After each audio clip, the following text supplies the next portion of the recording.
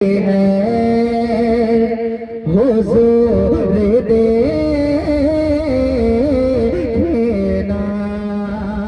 एक आशिक आका की बारगाह में फरियाद पेश कर रहा जो के हुए ये जबी है हुजूर देखना, जो के हुए ये जबी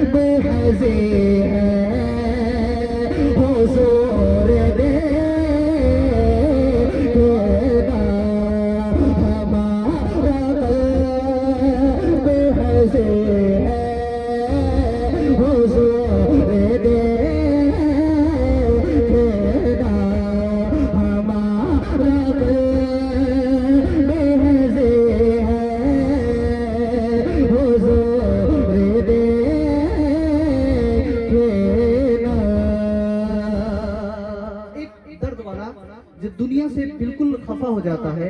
एक लास्ट मंजिल आती है जहां वो चाहता है कि दुनिया से खुदकुशी कर लूं, मर जाऊं, मेरा दुनिया में कोई नहीं है ना। तो वो आका की बारगाह में फरियाद पेश करता है। आपने वो सुना हुआ है कि हर मर्ज की दवा है सल्ले अला मोहम्मद, तावीज़ हर बला है सल्ले अला मोहम्मद, है ना। पेश करता हूं मलाजा फरमा लीजिए, मोहम्मद के साथ बोल लीजिए सुभान अल्लाह। किसी का को ये तो होता है तेरे लोगों में, किसी का को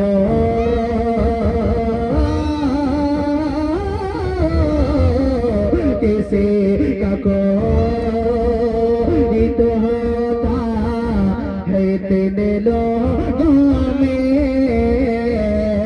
किसी का को ये तो होता है तेरे लोगों में।